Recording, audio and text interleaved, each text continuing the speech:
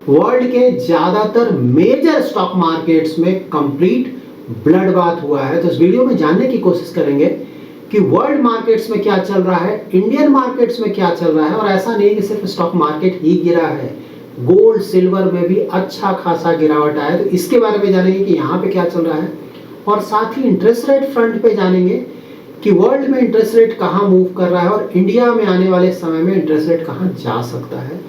देखिए, ये सब जब हम अच्छी तरह से समझ लेंगे ना, तो इससे ये समझने में आसानी होगी कि फ्यूचर में स्टॉक मार्केट का परफॉर्मेंस कैसा रह सकता है। तो सबसे पहले इंडियन मार्केट से स्टार्ट करते हैं। तो ऑफकोर्स यहाँ तो हालत खराब ही है। तो यहाँ पे large cap, mid cap, small cap का परफॉर्मेंस चेक कर सकते हैं। और सेक्टर थीम देखेंगे तो यहाँ भी like auto, consumer durables, IT, defence, consumption, ज़्यादातर सेक्टर्स का यहाँ परफॉर्मेंस बिल्कुल भी अच्छा नहीं है। वर्ल्ड मार्केट्स भी सेम स्टोरी है ना। अगर आप मेजर इंडाइसेस देखेंगे वर्ल्ड के, लाइक S&P 500, ये तो फ्राइडे का डेटा है, उस समय का 3% से थोड़ा कम गिरा हुआ है। नैस्डैक 100 तो 5%, ऑलमोस्ट 4% से भी ज़्यादा गिरा हुआ है। उसका जो स्मॉल कैप का इंडेक्स है यूएस का, वो भी 3.5% के आसपास गिरा हुआ है। जापान का मार्केट 4% के आसपास, चाइना का मार्केट 1.7 के आसपास, और सबसे ज़्यादा गिरावट कॉस्पी, साउथ कोरिया ना, 8% के आसपास का गिरावट है। तो ओवरऑल अच्छा खासा जो भी मेजर स्टॉक मार्केट्स हैं वहाँ बहुत ज़्यादा गिरावट आया है। और कुछ और डेटा चेक कर लेते हैं। तो सबसे पहले देख लेते हैं क्रूड ऑयल कहाँ पे है। तो क्रूड ऑयल में थोड़ा तेजी आया है, 97 से भी ऊपर जा चुका है, $97 पर बैरल ब्रेंट क्रूड का प्राइस। तो 4% से भी ज़्यादा बढ़ा है ये। इसके कारण भी स्टॉक मार्केट में प्रेशर, बट नहीं, इसको और डिटेल्स में आगे हम जानेंगे। और इंटरेस्टिंग क्या है, बॉन्ड यील्ड 10 ईयर का जीसेक अगर देखेंगे यूएस का 4.57% के आसपास अभी चल रहा है। बहुत तेजी से बढ़ा है। क्यों बढ़ा है, ऑफ कोर्स डिस्कस करेंगे। और गोल्ड सिल्वर तो यहाँ फिर से गिरा हुआ है, अच्छा खासा गिरावट देखने को मिल रहा है।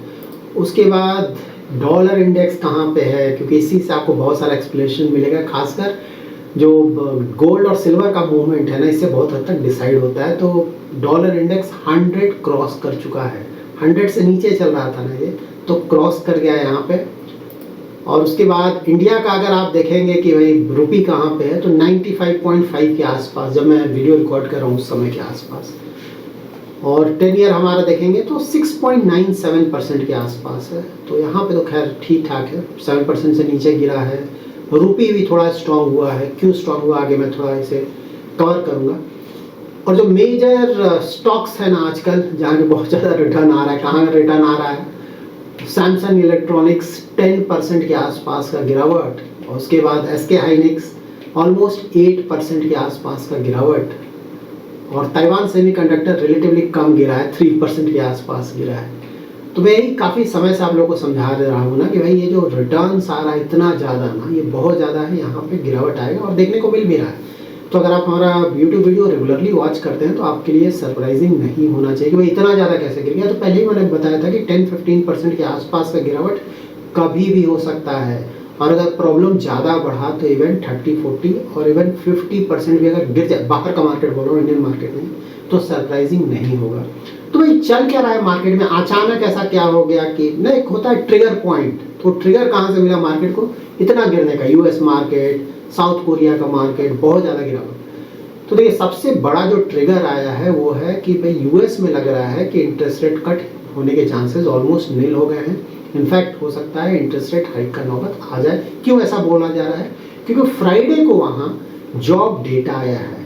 तो जॉब डेटा से ये पता चला है कि यूएस में जॉब की कोई कमी नहीं है, इकोनॉमी के हालात ठीक ठाक हैं। तो इसका मतलब ये हुआ कि नियर फ्यूचर में इंटरेस्ट रेट कट का कोई चांस नहीं। क्यों, क्योंकि इन्फ्लेशन तो बढ़ रहा है।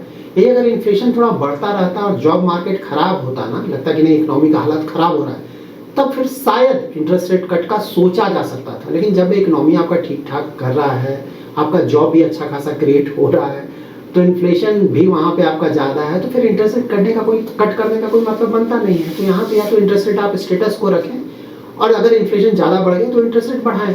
यूएस में तो यही होना चाहिए। तो इसी के कारण मार्केट में नेगेटिविटी आया। यहाँ पे फेडरल रिजर्व, जो कि यूएस का सेंट्रल बैंक है, इंटरेस्ट रेट कट का कोई चांस नहीं, इनफैक्ट इन्फ्लेशन बढ़ा तो इंटरेस्ट रेट बढ़ सकता है। उसी तरह से यूरोपियन सेंट्रल बैंक ने बहुत सारा रेट कट किया था ना, लेकिन अब वहाँ भी इन्फ्लेशन बढ़ रहा है, तो वहाँ भी रेट कट के चांसेस खत्म हो गए, वहाँ भी रेट हाइक का रिस्क आने लगा है। Rate hike of course stock markets के लिए बिल्कुल भी अच्छी खबर नहीं होती है। क्यों? क्योंकि जो फिक्स्ड इनकम सिक्योरिटीज़ हैं वो ज़्यादा अट्रैक्टिव हो जाएगा ना, वहाँ पे ज़्यादा रिटर्न मिलने लगेगा, तो थोड़ा पैसा वहाँ पे जाने लगेगा। और उसके बाद हमेशा ध्यान में रखें कि जब भी इंटरेस्ट रेट बढ़ेगा ना, तो ये जो अर्निंग ग्रोथ हम लोग डिस्कस करते हैं ना, कंपनीज का अर्निंग ग्रोथ, वहाँ पे जो हम डिस्काउंट करते हैं, डिस्काउंट होता है रिस्क फ्री रेट। तो यहाँ पे जब इंटरेस्ट रेट बढ़ेगा तो रिस्क फ्री रेट भी बढ़ेगा, तो उसके कारण जो वैल्यूएशंस है वो बढ़कर आता है। हमेशा ध्यान में रखें कि जब भी इंटरेस्ट रेट ऊपर जाएगा, स्टॉक मार्केट के लिए ज़्यादा अच्छी खबर नहीं है। तो यही निगेटिविटी लाया कि भाई इंटरेस्ट रेट हो सकता है बढ़ जाए या फिर घटे नहीं, इसीलिए स्टॉक मार्केट में इस तरह का। और गोल्ड सिल्वर भी वही है कि अगर इंटरेस्ट रेट ज़्यादा मिलेगा फिक्स्ड इनकम में, तो वहाँ पे इंटरेस्ट ज़्यादा मिल रहा है तो थोड़ा ज़्यादा लोग वहाँ पे इन्वेस्ट करेंगे ना। गोल्ड सिल्वर में तो किसी तरह का इंटरेस्ट मिलता नहीं है, और रिसेंट टाइम्स में बहुत ज़्यादा रिटर्न्स भी आ चुका है, ऊपर से डॉलर भी अप्रिसिएट कर रहा है, तो ये सभी कुछ गोल्ड और सिल्वर के लिए निगेटिव है। लेकिन पहले भी बताया था, आप लोग का कमेंट आया था ना कि सिल्वर में क्या हो रहा है, पहले मैंने बताया था कि सिल्वर में क्या होगा। अगर आप रेगुलरली वॉच करते हैं तो आपको ये सब पता होना चाहिए। हम लोगों ने बोला था कि भाई गोल्ड सही बात है, अभी भी सेंट्रल बैंक्स का बाइंग आएगा आने वाले सालों में या फिर आने वाले महीनों में भी, क्योंकि यूएस से धीरे धीरे डिकपलिंग चल रहा है, तो वो ठीक बात है भाई, सपोर्ट थोड़ा मिलेगा गोल्ड को। यहाँ से बहुत ज़्यादा रिटर्न शॉर्ट टर्म में तो बिल्कुल एक्सपेक्ट नहीं करना चाहिए, क्योंकि बहुत रिटर्न आ चुका है। लेकिन हाँ, मतलब अगर diversification, long term diversification purpose से कंसिडर किया जा सकता है, गोल्ड को एक छोटा सम पोर्टफोलियो में रखा जा सकता है फॉर डाइवर्सिफिकेशन। सिल्वर तो बहुत ज़्यादा वोलेटाइल है ना भाई, उतना ज़्यादा रिटर्न आ गया, आप क्या, अब वहाँ पे नेगेटिविटी आना ही था, वही देखने को मिल रहा है ना। इंटरेस्ट रेट हाइक का डर आएगा तो और भी ज़्यादा गिरावट आ सकता है यहाँ पे, याद रखें। तो सिल्वर मैंने बार बार बताया कि भाई रिस्क यहाँ बहुत बहुत ज़्यादा है, और वही देखने को मिल रहा है। इसके बाद एक और इंटरेस्टिंग इवेंट होने वाला है ना, स्पेसएक्स आईपीओ आने वाला है इलॉन मस्क का, बहुत बड़ा आईपीओ है, तो उसके कारण भी मार्केट में थोड़ा बहुत हलचल रहेगा, ये भी बिल्कुल आप ध्यान में रखें। और सबसे बड़ी बात ये है ना कि इस तरह, क्योंकि ये one of the largest IPOs होने वाला है, और मार्केट ज़्यादातर जो बड़े बड़े मार्केट्स हैं बाहर वाले, सेमीकंडक्टर, एआई, वो ओवर वैल्यूड हो गए, या फिर रिसेंट टाइम्स में रिटर्न्स बहुत ज़्यादा आ गया है।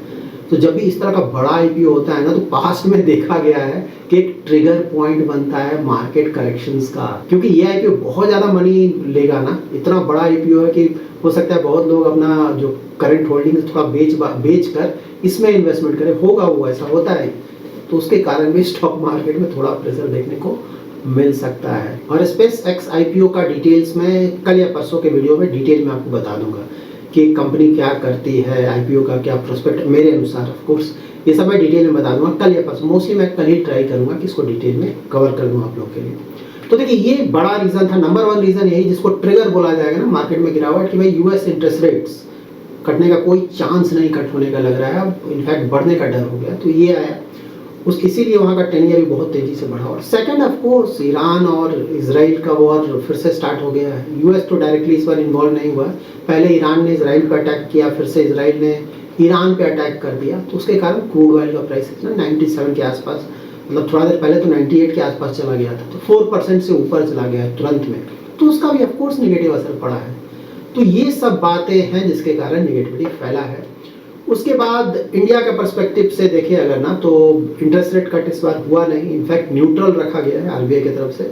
अगस्त में फिर से आरबीआई का एमपीसी मीटिंग है, तो वहाँ भी चांसेस ऑलमोस्ट, अगर मेरा व्यू पूछा जाए तो ऑलमोस्ट निल है कि इंटरेस्ट रेट हाइक होगा। वहाँ भी मार्केट में इस तरह का बहुत डिस्कशन चल रहा है, इसीलिए मैं इस टॉपिक को हमेशा कवर कर लेता हूँ। इनफैक्ट मार्केट में सो कॉल्ड एक्सपर्ट्स ये भी बोल रहे हैं कि भाई कॉर्पोरेट बॉन्ड्स में पूरा इन्वेस्टमेंट करें और गिल्ड फंड्स में टैक्टिकल एलोकेशन लें, जबकि मेरा पर्सनल व्यू है कि ये करना बहुत ज़्यादा रिस्की होगा। खासकर जीसेक का तो हम सोच भी नहीं सकते हैं, वो भी रिटेल इन्वेस्टर्स को बोलना कि जीसेक में गिल्ड फंड्स में टैक्टिकल एक्सपोजर ले लो, भाई वो कब निकलेगा, वो फंस जाएगा retail investor. Interest rate movement का तो आइडिया बड़े बड़े लोग भी सही से नहीं पता लगाते हैं, एक रिटेल इन्वेस्टर से कैसे पता लगाएगा। बट यानी इस तरह का कमेंट आया है। मेरा व्यू ये है कि भाई अभी इंटरेस्ट रेट हाइक के चांसेस नियर फ्यूचर में तो नहीं है, बिल्कुल सही बात है। अगस्त में देखते हैं, लड़ाई पे डिपेंड करता है, जैसे लड़ाई कुछ समय में बंद हो जाएगा तो इंटरेस्ट रेट हाइक का कोई चांस ही नहीं है। लेकिन हाँ, अगर ये लड़ाई 2-3 महीना इस तरह से चला तो देखना होगा क्रूड ऑयल का प्राइस कहाँ रहता है, बाकी जो हमारे फंडामेंटल्स हैं मैक्रो इकोनॉमिक्स उसका क्या होता है। ये जो इन्फ्लेशन बढ़ रहा है, अभी तो सिर्फ फ्यूल प्राइस बढ़ा है ना, कहीं ये अगर मानसून का प्रॉब्लम आने लगा, डिफिसिट आने लगा, तो कहीं उसके कारण फूड प्राइस भी तेजी से ना बढ़ने लगे, दोनों मिलकर इन्फ्लेशन कहीं तेजी से ना बढ़े। बहुत सारे फैक्टर्स हैं, लेकिन अभी हम नहीं बोल सकते हैं ना, देखना पड़ेगा आने वाले महीनों में। उसके आधार पे ये डिसाइड होगा कि इंटरेस्ट रेट हाइक होगा, नहीं होगा, या फिर कब होगा, अभी नहीं बोला जा सकता। बट हाँ, नियर फ्यूचर एटलीस्ट ना 2-3 महीने में तो नहीं लग रहा है कि इंटरेस्ट रेट हाइक होगा। लेकिन हाँ, देखना होगा कि लड़ाई कैसे चलता है और जो मैक्रो इकोनॉमिक्स है उस पर इसका क्या असर पड़ता है उसके बाद। लेकिन हाँ, ये बात बिल्कुल सही है कि भाई जब तक ये लड़ाई चल रहा है, इस तरह का निगेटिविटी है, तो यहाँ से जो जीसेक का इंटरेस्ट रेट है ना, जैसे 10 ईयर, ये आप नहीं मानकर चले कि बहुत ज़्यादा घट जाएगा। थोड़ा बहुत गिरावट आ सकता है, क्यों आ सकता है आगे मैं कवर कर रहा हूँ, लेकिन बहुत ज़्यादा गिरावट यहाँ से एक्सपेक्ट करना सही नहीं है। इनफैक्ट लड़ाई अगर लंबा खींचा, इन्फ्लेशन ज़्यादा गया, तो इंटरेस्ट रेट हाइक के चांसेस नेक्स्ट ईयर तो बिल्कुल होगा ना, अगर ये लंबा खींच गया लड़ाई तो। उसको इस तरह से देखें तो इस तरह मेरे हिसाब से अभी बहुत बड़े ड्यूरेशन वाले, हाई ड्यूरेशन वाले बॉन्ड्स में एक्सपोजर लेना फिलहाल खासकर रिटेल इन्वेस्टर्स के लिए बहुत बहुत ज़्यादा रिस्की होगा। जो सो कॉल्ड एक्सपर्ट हैं वो करें, उनकी बात अलग है, लेकिन रिटेल इन्वेस्टर्स को यहाँ पे बहुत ज़्यादा रिस्क, इंटरेस्ट रेट कॉल नहीं लेना चाहिए, बहुत ज़्यादा रिस्क होगा। फिलहाल इंडिया में अगर इंटरेस्ट रेट पूछेंगे ना नियर फ्यूचर में कैसा हो सकता है, तो बॉन्ड यील्ड्स के हिसाब से थोड़ा बहुत गिरावट तो एक्सपेक्ट कर सकते हैं। थोड़ा बहुत, बहुत ज़्यादा यहाँ से नहीं गिरेगा, थोड़ा बहुत एक्सपेक्ट कर सकते हैं। क्यों कर सकते हैं आगे मैं बताता हूँ।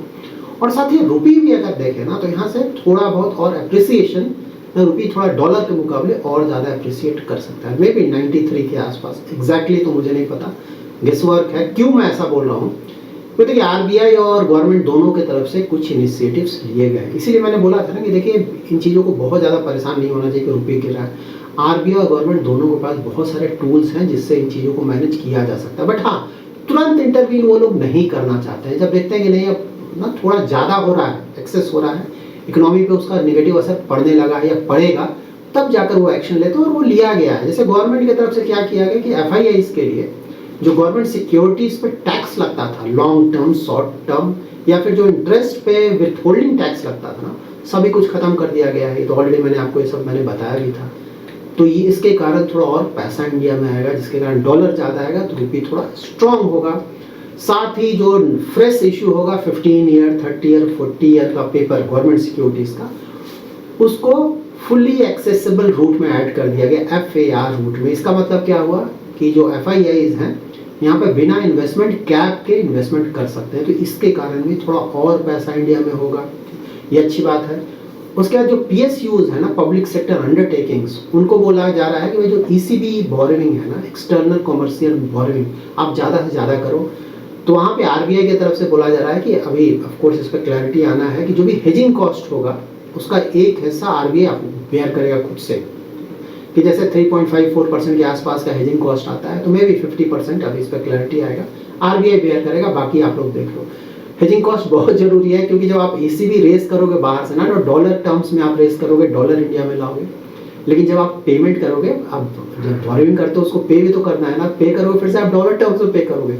पता चला कुछ साल के बाद आप डॉलर टर्म में पे करने गए, वहाँ पे डॉलर के मुकाबले रुपये और ज़्यादा गिरा हुआ है, तब तो आपको अच्छा खासा वहाँ लॉस हो जाएगा ना। इसीलिए जब भी आप ये करते हो ECB ना, तो उसको आप हेज भी करते हो। हेज करना बहुत ज़रूरी है, नहीं तो बहुत ज़्यादा लॉस हो जाएगा वहाँ। तो हेजिंग कॉस्ट आरबीआई की तरफ थोड़ा बहुत वो बेयर किया जाएगा। तो इसके कारण ऑफकोर्स जब आप ECB रेस करोगे तो डॉलर आएगा, तो अगेन रुपये को थोड़ा स्ट्रेंथ मिलेगा।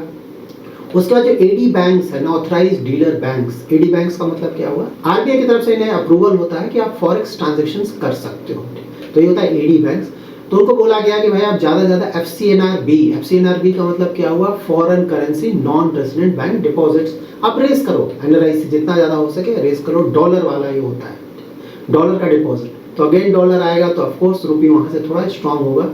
यहाँ आरबीआई बोल रहा है कि जो भी हेजिंग कॉस्ट होगा 3% के आसपास, वो हम लेंगे, मतलब पूरा का पूरा कॉस्ट, हेजिंग कॉस्ट हम बेयर करेंगे, आप ज़्यादा से ज़्यादा डिपॉजिट रेस करो। तो अगर हेजिंग कॉस्ट आरबीआई ले लेगा, तो यहाँ पे जो इंटरेस्ट रेट होगा FCNR का, उसे थोड़ा और बढ़ा देंगे बैंक्स।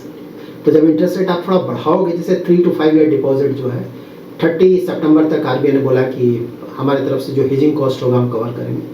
तो यहाँ पे जब बैंक्स इंटरेस्ट रेट बढ़ाएंगे थोड़ा, तो ऑफकोर्स थोड़ा NRI ज़्यादा पैसा इंडिया में इन्वेस्ट करेंगे, वो भी अगेन पॉजिटिव है। बोला जा रहा है कि इवन $40 बिलियन तक का यहाँ पे US डॉलर का पैसा आ सकता है। तो जब ये सब पैसा आएगा तो ऑफकोर्स रुपी थोड़ा स्ट्रॉन्ग तो जरूर होगा, या फिर एटलीस्ट ये जो गिर रहा था बुरी तरह से वो गिरावट नहीं होगा। इसीलिए बोल रहा हूँ कि मे भी 93 के आसपास आने वाले समय में शायद होगा, नहीं होगा समय बताएगा, बट हाँ थोड़ा स्ट्रेंथन तो यहाँ से रुपी बिल्कुल होना चाहिए। और बाहर से जब पैसा आएगा या फिर FIIs गवर्नमेंट सिक्योरिटीज़ में इन्वेस्ट करेंगे तो ऑफकोर्स वहाँ पे जो यील्ड है वो भी थोड़ा नीचे आएगा। तो ये सब चीज़ें हो सकती हैं आने वाले महीनों में इंडिया में। अब एज ए इन्वेस्टर मैं क्या कर रहा हूँ, तो मुझे तो कोई फ़र्क पड़ता नहीं है, सब शॉर्ट टर्म हिकअप्स है, हमेशा डेली बेसिस पे कुछ ना कुछ न्यूज़ आता रहता है, उसके कारण स्टॉक मार्केट शॉर्ट टर्म में उस पर रिएक्ट करता है। इन चीज़ों को ऑफकोर्स हमारा हार्ड एंड मनी इन्वेस्टेड है तो हमें पता होना चाहिए कि क्या चल रहा है, बट इन चीज़ों को बहुत ज़्यादा सीरियसली लेकर अपने पोर्टफोलियो में बहुत ज़्यादा चेंजेस आइडियली हमें नहीं करना चाहिए। पड़े हुए इन्वेस्टमेंट फिलॉसफी, अच्छे क्वालिटी स्टॉक्स, अच्छे क्वालिटी म्यूचुअल फंड स्कीम्स और लंबे समय तक बने रहने में ही हमारी भलाई है। अगर हम स्टॉक मार्केट से अच्छे रिटर्न जनरेट करना चाहते हैं और कंपाउंडिंग का बेनिफिट उठाना चाहते हैं तब। So that's it in this video. अगर आपको ये वीडियो पसंद आया है तो जरूर लाइक एंड शेयर करें। पहली बार हमारे यूट्यूब चैनल पे आए तो चैनल को जरूर सब्सक्राइब करें। Thanks lot for watching.